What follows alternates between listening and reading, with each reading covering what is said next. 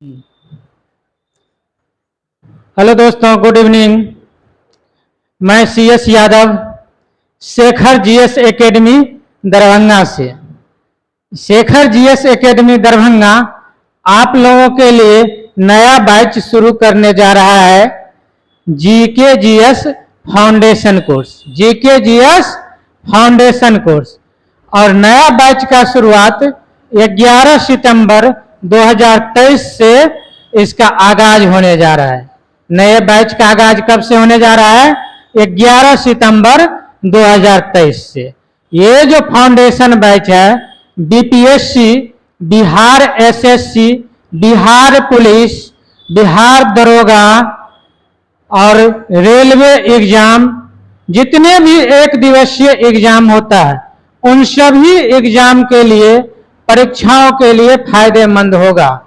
उन सभी एग्जामों के लिए ये बेनिफिशियल साबित होगा। इन एग्जाम के लिए फाउंडेशन क्लास का जो हमने फी रखा है उसमें GK के लिए फीस है 5,000 रुपया। कितना है? GK के लिए 5,000। GK और GS का फीस है 5,000 रुपया। वहीं मैथ और रीजनिंग का फीस है 3,200 रुपया, 3,200 रुपया। कितना है? 3,200 रुपया। आप लोग चौंकिएगा मत, क्योंकि आप लोगों के लिए एक भारी ऑफर लेकर के आए हैं। और ऑफर क्या है कि अगर आप 25 सितंबर 2023 तक 25 सितंबर 2023 तक हमारे इंस्टीट्यूट में आकर एडमिशन लेते हैं तो आप लोगों को 50% की भारी छूट दिया जाएगा। कितने की? 50% की भारी छूट दिया जाएगा। पूरे 50% की छूट दिया जाएगा। कब तक? 25 सितंबर 2023 तक अगर आप एडमिशन लेते हैं हमारे इंस्टीट्यूट शेखर GS एकेडमी में। और एडमिशन से पहले आप लोगों के लिए एक और ऑफर लेकर के आए हैं।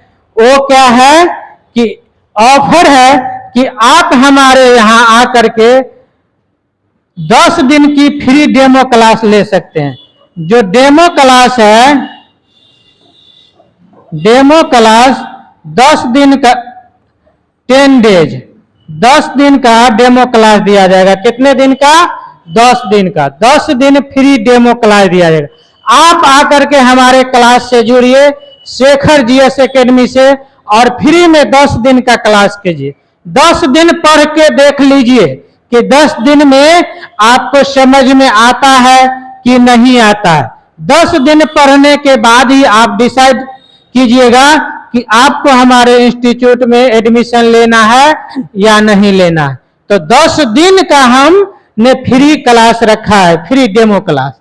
और 25 सितंबर तक अगर आप हमारे इंस्टीट्यूट में एडमिशन लेते हैं तो आपको 50% की छूट दिया जाएगा। 5,000 जो फीस रखा गया है GK GS का, उसमें आपको मात्र 2,500 रुपया में एडमिशन हो जाएगा।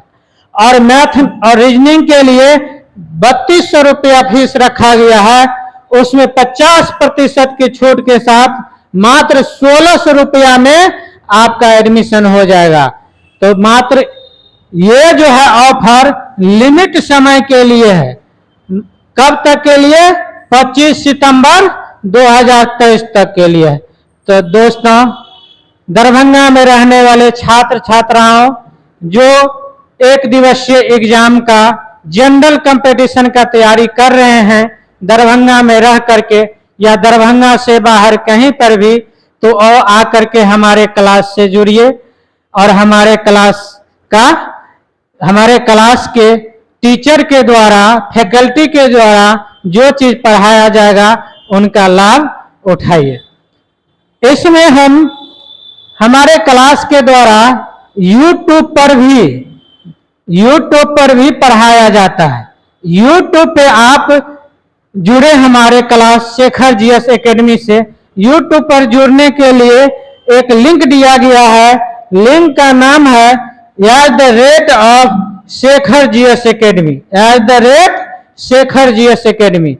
आप YouTube पर @शेखर GS Academy डायल करेंगे और आपका लिए जो हमारा YouTube चैनल बना हुआ है वो ओपन हो जाएगा और हमारे द्वारा प्रोवाइड किया गया वीडियो का आप लाभ उठा पाएंगे। ठीक है दोस्तों, हमारा पता है professor colony Darbhanga, professor colony Darbhanga,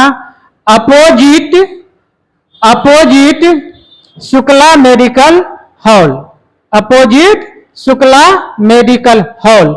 हमारा मोबाइल नंबर है 9958700960।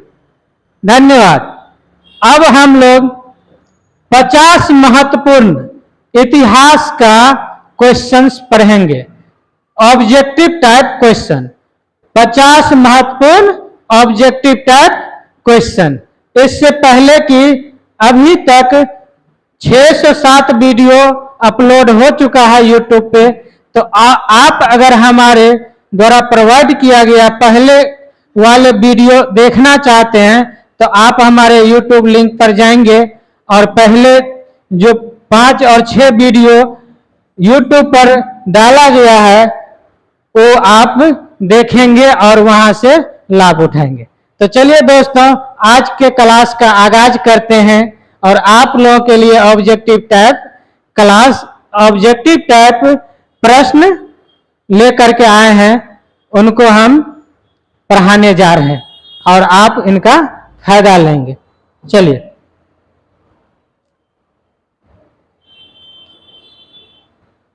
देखिए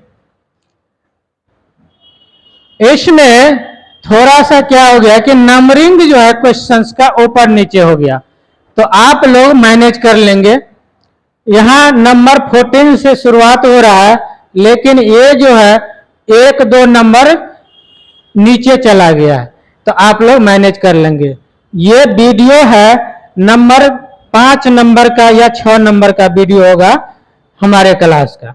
तो क्वेश्चन नंबर जो 14 है, कहता है कि किस वेद में जादुई माया और वशीकरण, जादुई माया और वशीकरण का वर्णन है। तो किस वेद में जादुई माया और वशीकरण का वर्णन है? तो वो है अथर्ववेद में। किस वेद में? अथर्ववेद में जादुई माया और वशीकरण का वर्णन किया गया है। चलिए, वेद कितने हैं? तो वेद 4 हैं। कौन कौन? ऋग्वेद, सामवेद, यजुर्वेद और अथर्ववेद। चलिए, अगला प्रश्न है कि ऋग्वेद में सबसे पवित्र नदी किसे माना गया है? ऋग्वेद में सबसे पवित्र नदी किसे माना गया है? तो सरस्वती नदी को। किस नदी को? सरस्वती नदी को। ऋग्वेद में सरस्वती नदी को सबसे पवित्र नदी माना गया है। अगला प्रश्न है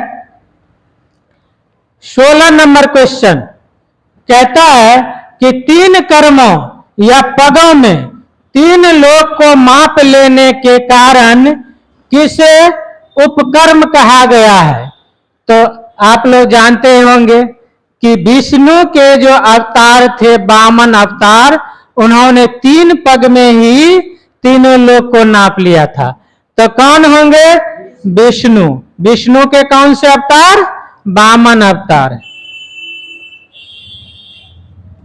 चलिए, अगला प्रश्न है 17 नंबर क्वेश्चन कहता है कि पुराणों की संख्या कितनी है? पुराणों की संख्या 18 है। कितने हैं दोस्तों? 18 है। अब वेद की संख्या कितनी है? वेद है 4। कितने हैं? और पुराण कितने हैं? 18। चलिए, अगला प्रश्न है कि वैदिक धर्म का मुख्य लक्षण इनमें से किसकी उपासना था? वैदिक धर्म का मुख्य लक्षण प्रकृति की उपासना था। किसकी उपासना? प्रकृति की उपासना। जो प्रकृति की पूजा करते हैं, प्रकृति की उपासना करते हैं, वो वैदिक धर्म का मुख्य लक्षण था। क्या था? मुख्य लक्षण था। चलिए अगला प्रश्न है कि निम्नलिखित में वह दस्तकारी कौन सी है जो आय द्वारा व्यवहार में नहीं लाई गई थी? जो आय द्वारा व्यवहार में नहीं लाई गई थी वो दस्तकारी है लुहार। कौन सी है? लुहार या लुहारगिरी। इसमें आभूषण पहले लाया गया था, बढ़ईगिरी का भी प्रयोग किया गया था, मृद भांड का भी प्रयोग किया गया था। जैसे कि आप लोग पढ़ेंगे कि सिंधु सभ्यता में किस चीज का? मृद भांड का प्रयोग हुआ है। वैदिक सभ्यता में भी हुआ है। बढ़ईगिरी का भी सिंधु सभ्यता में प्रयोग हुआ है। आभूषण भी प्राप्त हुआ है सिंधु सभ्यता से। किस चीज का? तो पत्थर का, मिट्टी का। क्या?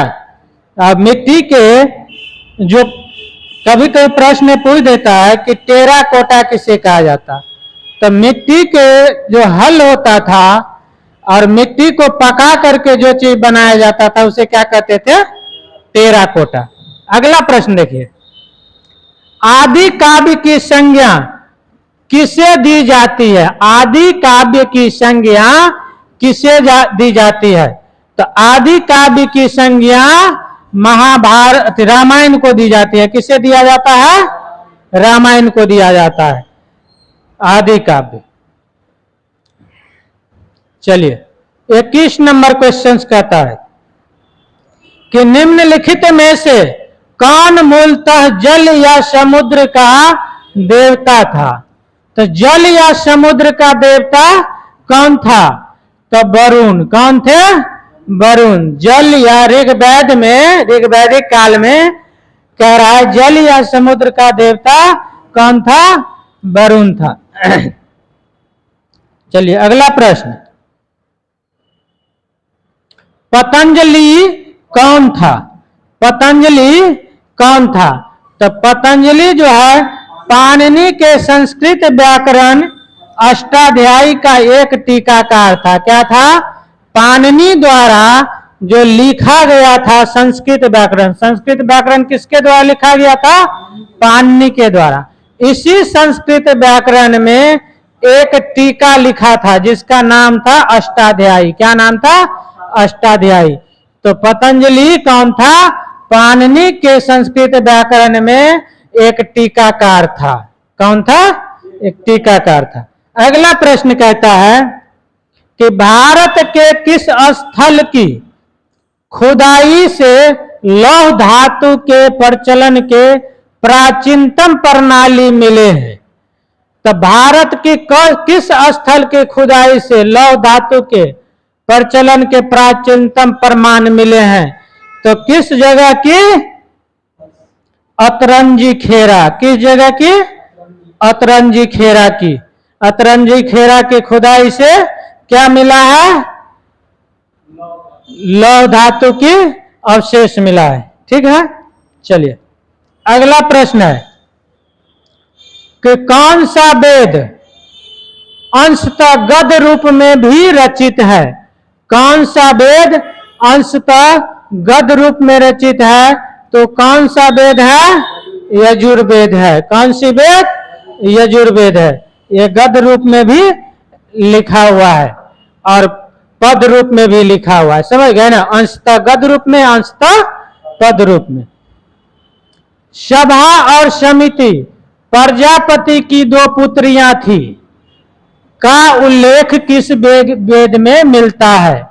तब सभा और समिति प्रजापति की दो पुत्रियां थी, ये अथर्ववेद में मिलता है। किस वेद में मिलता है? अथर्ववेद में मिलता है। चलिए उत्तर वैदिक काल में किस देवता को सर्वोच्च स्थान प्राप्त था? तो उत्तर वैदिक काल में किस देवता को सर्वोच्च स्थान प्राप्त था? तो प्रजापति को। किसको? प्रजापति को सर्वोच्च स्थान प्राप्त था उत्तर वैदिक काल में। चलिए और वैदिक काल में किस देवता को सर्वोच्च स्थान प्राप्त हुआ? तो इंद्र को। किसे?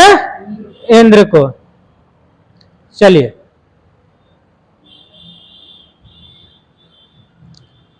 किस वेद में प्राचीनतम वैदिक युग की संस्कृति के बारे में सूचना दी गई है? तो किस वेद में? ऋग्वेद में। ऋग्वेद में प्राचीनतम वैदिक युग की जो संस्कृति था उनके बारे में बताया गया है। समझ गए ना? चलिए अगला प्रश्न है 29 नंबर कि निम्नलिखित में से उत्तर वैदिक काल में लिखे गए ग्रंथों का सही काल क्रम कौन सा है? उत्तर वैदिक काल में लिखे गए तो सबसे पहले लिखा गया था वेद। क्या लिखा गया था? वेद। वेद के बाद ब्राह्मण। क्या लिखा गया? ब्राह्मण। ब्राह्मण के बाद आरण्यक। क्या लिखा गया? आरण्यक। और आरण्यक के बाद उपनिषद को लिखा गया। तो ये क्रम आप लोग याद रखेंगे। सबसे पहले क्या लिखा गया? वेद, फिर ब्राह्मण, उसके बाद उपनिषद। चलिए अगला प्रश्न है 30 नंबर कि निम्नलिखित में किसका संकलन ऋग्वेद पर आधारित है? निम्नलिखित में किसका संकलन ऋग्वेद पर आधारित है? तो सामवेद का संकलन जो है ऋग्वेद पे आधारित है। किस पे आधारित है? सामवेद का संकलन ऋग्वेद पर आधारित है। सामवेद को क्या कहते हैं? गायन का वेद नहीं, जिसमें संगीत का उल्लेख किया गया है। संगीत का उल्लेख किस वेद में किया गया है? सामवेद में किया गया। और सामवेद में जो है ये ऋग्वेद पर आधारित है, क्योंकि ऋग्वेद से बहुत सारा जो क्या कहते हैं उसका भाग है वो डायरेक्ट उठा करके सामवेद में डाल दिया गया है। चलिए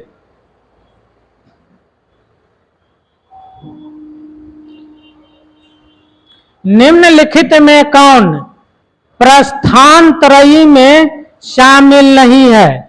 निम्नलिखित में से कौन प्रस्थानत्रयी में शामिल नहीं? तो भागवत जो है ये प्रस्थानत्रयी में शामिल नहीं। यहां लिखा है प्रस्थान और यहां त्रयी। त्रय माने 3। तो जो 3 में शामिल नहीं है वो क्या है? भागवत। ब्रह्मसूत्र, उपनिषद और भागवत गीता, इन तीनों को प्रस्थानत्रयी कहा जाता है। क्या कहा जाता है? प्रस्थानत्रयी। किसे कहा जाता है? ब्रह्मसूत्र, उपनिषद और भागवत गीता को। इसमें भागवत शामिल नहीं है। अगला प्रश्न है कि ऋग्वैदिक युग की प्राचीनतम संस्था कौन सी थी? तो ऋग्वैदिक युग की प्राचीनतम संस्था को विदथ कहा जाता था। क्या कहा जाता था? विदथ। ऋग्वैदिक काल में प्राचीनतम संस्था को विदथ कहा जाता था। चलिए 33 नंबर क्वेश्चन है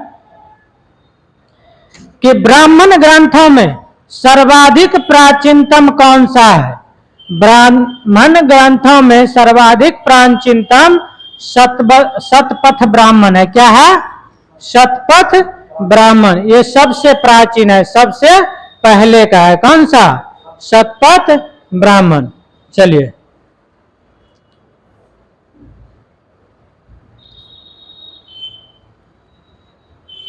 आर्यों के आर्कटिक होम सिद्धांत का पक्ष किसने लिया था? तो आर्यों के आर्कटिक होम, किसने कहा था कि आर्य जो है आर्कटिक से आया है, आर्कटिक प्रदेश से आया है? तो किसने कहा था? बीजी तिलक ने, बाल गंगाधर तिलक ने कहा था कि जो आर्य लोग भारत आए थे वो कहां से आए थे? आर्कटिक प्रदेश से आए हुए थे। चलिए अगला प्रश्न है 34 नंबर कि संस्कारों की कुल संख्या कितनी है? संस्कारों की कुल संख्या कितनी है? तो संस्कार कितने प्रकार के होते हैं? 16। नहीं कहता है कि 16 संस्कार। तो संस्कारों की संख्या ऋग्वेद में संस्कारों की कितनी संख्याओं का उल्लेख किया गया है? 16 संस्कारों की। चलिए ऋग्वेद का कौन सा मंडल पूर्णतः सोम को